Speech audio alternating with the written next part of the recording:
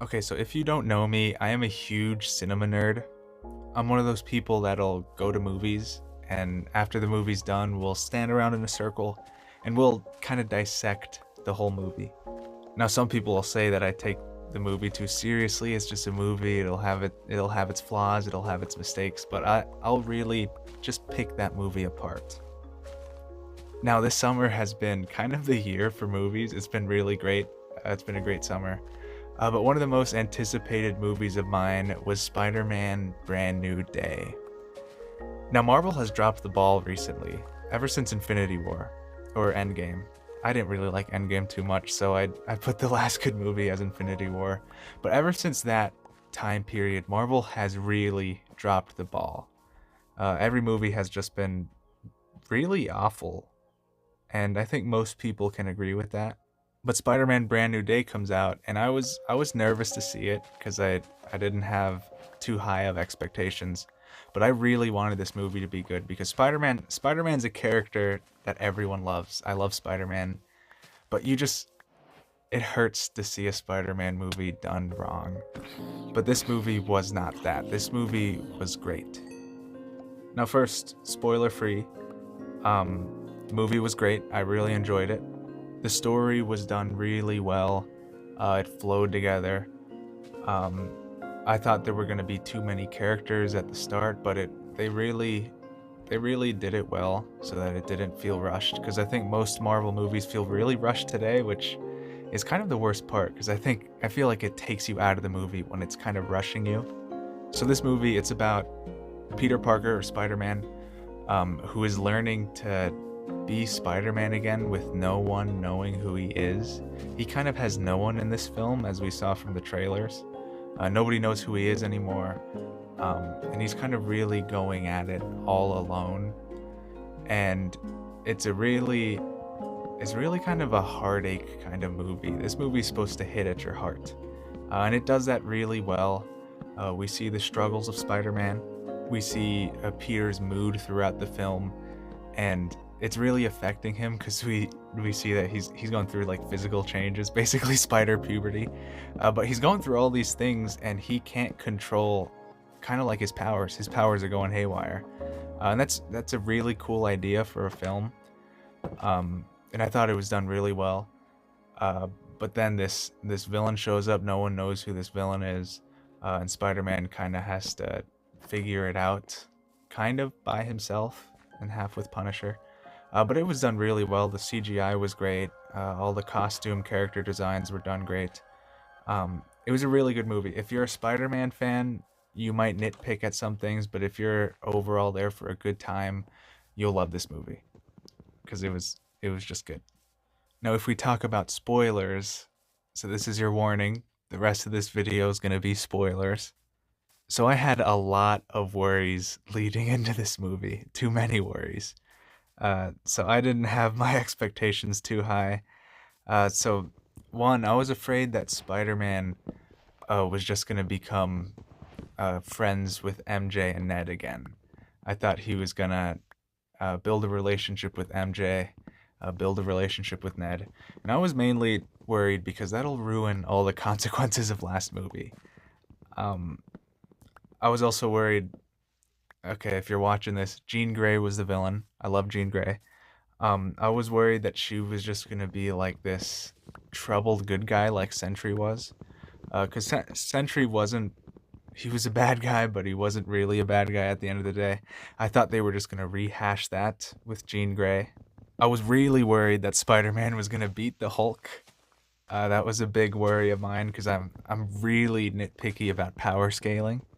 I was worried that the trailer showed like 10 plus characters in this film, and I thought it was going to be really rushed. I was really worried.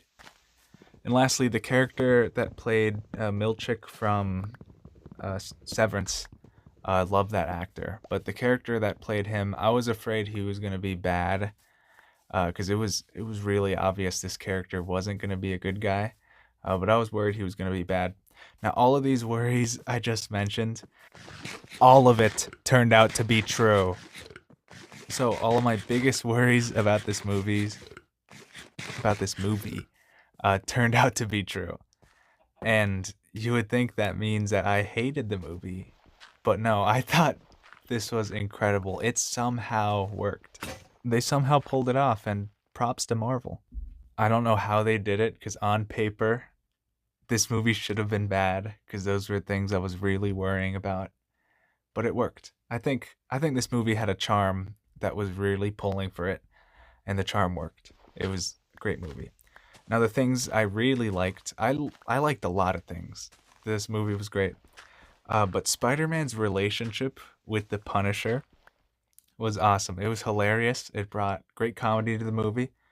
Now you hear comedy and Punisher side by side, and you would think, oh, they ruined the Punisher.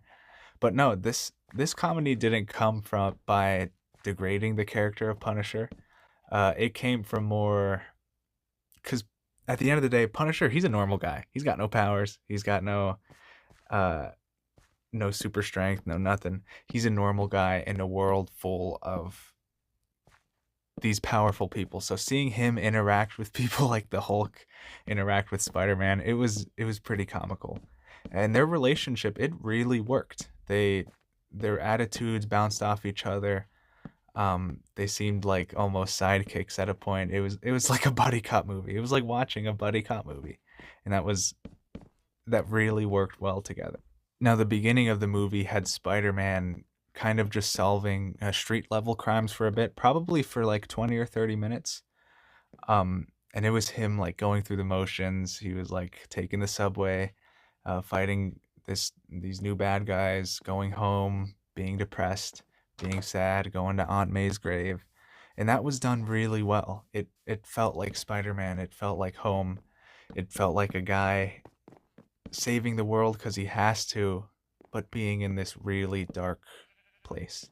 That was done really well. That is Peter Parker. That's the basis of his character. That's the Peter Parker we all wanted to see. And that was done really well. I saw some complaints that they wanted the movie mainly to be like this. Because, like I said, it was only really the first 20 minutes. But I thought it was in there for a good amount of the time. Something else I loved was Scorpion. I saw some complaints on him too because they wanted Scorpion to take a bigger role. But I thought it was a really good character. Actor was great. He was kind of a stepping stone for Peter Parker, kind of a learning lesson because he beat Scorpion up by succumbing to his arachnid side, and he almost kills a cop doing it. And that's a really impactful scene because Spider-Man, he kind of loses it, and he's like beating Scorpion up. He almost kills him. But Scorpion was a good stepping stone for Spider-Man to realize that he's got to change. He can't succumb to this arachnid side of him. And that was done really well. Some people wanted to see Scorpion as the main villain, but I thought he was put in the movie well. He was in there just enough. If the movie was mainly about Scorpion, I would have hated that. The Hand was great. I'm telling you, the Hand, they could beat the New Avengers. If the Hand and the New Avengers fought, they would need to pick new Avengers because they're all dying. But the Hand fight was great. The choreography was great. I really love the scene where Spider-Man's fighting them on the ceiling and like the camera doesn't change. It was done really well. And seeing Spider-Man do like that tornado webbing thing at the end, really good move. Spider-Man's taken on the entirety of the New Avengers. Like they can't do anything about it except Sentry, of course. But Spider-Man, he'd whoop their behind. I also really liked that we saw Tom Holland kind of learning how to use his powers again, because that was a complaint I had about Homecoming, was that we never really got to see Spider-Man be in like the baby stages of his powers. So we got to see that. It was very reminiscent of Tobey Maguire learning to use his powers and Andrew Garfield. It was pretty comical too, seeing him learn how to shoot webs, seeing him fall from the sky. It was good to see. And seeing Spider-Man actually unlock new powers, I like that because for the last 10 years, we haven't seen any Marvel character unlock like an upgrade or anything. Kind of the last upgrade we saw was probably Thor in Infinity War getting Stormbreaker. Everything after that, every character they've been staying at the same power level, and I'm kind of tired of that. So I'm glad Spider-Man got an upgrade. Bruce Banner, great. He wasn't in it for too long, but the time he was in it was great. Um, of course, I was afraid that Spider-Man was gonna knock out the Hulk, but that didn't happen. The Hulk whooped him. Like, I don't think Spider-Man hurt him at all. He just got whooped. He was kind of just like 2 minutes of running away from the Hulk. Um, it was good seeing Professor Hulk for a bit. We saw Bruce Banner. That conversation he had with Peter was really good. Leading into that, Peter, he made like this tech that suppresses his power.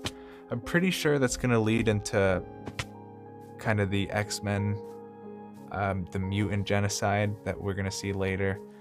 So I'm pretty sure, I think Peter just screwed over all the mutants in the future, because they're gonna make that collars out of his tech, because that's a universal inhibitor. So it's gonna be cool seeing that in the future. Really good setup. Hulk was great. That whole fight with him and the Punisher was great. Love that they make it work. Love the Punisher's reaction to the Hulk breaking the floor. Very fun. Okay, now on to things that I really, really liked. Spider-Man, his costume, he was great. Tom Holland's acting was great. Love you, Spider-Man. As we spoke about before, Jean Grey is in this movie. She's the main villain. Sadie Sink is a great actress. Great character. Good character design. I was afraid they were gonna, like I spoke about in the beginning, make her like this good guy who's just really conflicted even though she's doing bad things. Kind of like a Sentry-esque character. And they did that, but it worked. Because as we know, Jean Grey, she's not a villain, but she did have bad intentions in this movie. She did some awful things. Like if Jean Grey did some of the things to me that she did to Peter, I'd crash out. I'd kill myself. Joking. But she did some awful things. First of all, this movie had some brutal scenes. Like, there's a scene where Peter brings MJ to the rooftop, and MJ's like, Peter, or not Peter, Spider-Man, something's up. You see, you saved me all these times, countless of times. Something happened. I used to know you. Who are you? What was our relationship together? And she's like, were we something more? And Peter's like, yeah, we were dating. You and I loved each other. And MJ's like, yeah, I remember. And they're both crying and they're hugging and kissing. And Peter's like crying, I can't believe you remembered. And I still remember looking at my brother's face when this happened. MJ went, go ahead, touch her. And that's when it hit the whole theater at once. Like, oh my god, this isn't MJ, this is Jean Grey in her mind. And that's brutal. That was brutal. Like, my jaw hit the floor. I couldn't believe it. And Peter's like, I can't believe you did that. This is unforgivable what you just did. And then MJ jumps off the building. Well, Jean Grey makes her jump off. But that was a brutal scene. That's one of the most brutal things I've ever seen a villain do. That was awful. In a good way. That was a really good scene. Very heartless. Another brutal scene. Probably my favorite scene of the movie. They spend the whole movie talking about a VMAX.